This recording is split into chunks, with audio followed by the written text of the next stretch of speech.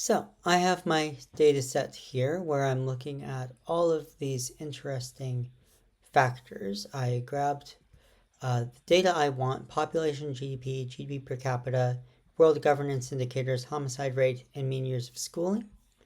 And those are the variables I'm interested in. It gives me a nice balance of econ and political economy factors.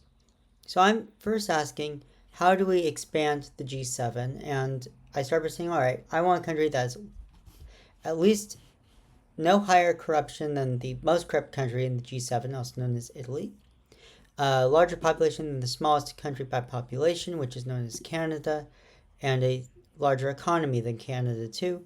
And there are no countries that fit these requirements beat the GDP population corruption of the current G7 countries. Every other country is under at least one of these numbers. So then let's drop the population requirement and just look at GDP, and really high GDP per capita.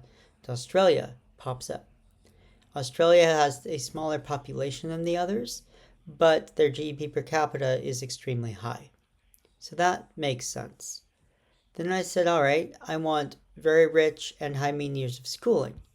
Australia pops up, Russia pops up, and South Korea. Now, Russia's obviously not a candidate because of the war in Ukraine, plus every world governance indicator is negative. But South Korea is here. First time we've seen them in our data set. They would be the poorest G9 member, but they'd have a larger population than Canada, and they pass every governance indicator, and they're well educated. So South Korea has been floated as a potential addition to the G7.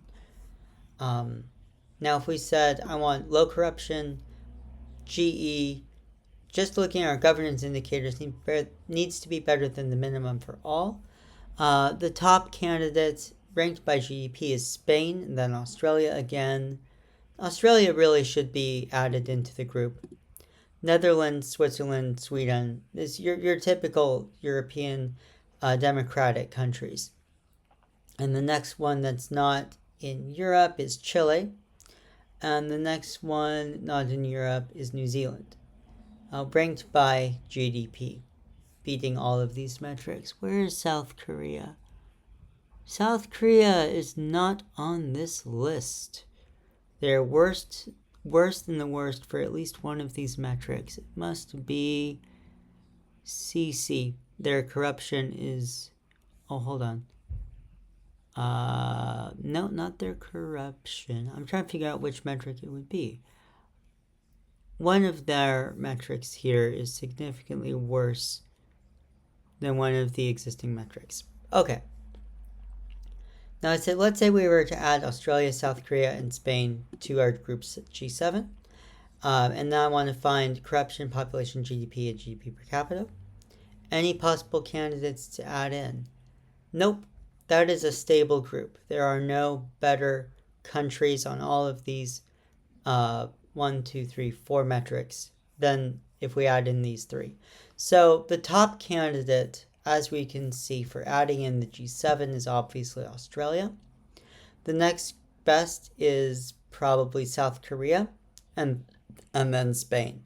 Australia is not a member now, basically because they have a small population. South Korea and Spain are too poor, and Spain would be the least educated country in the G7 with the mean years of schooling of only 10.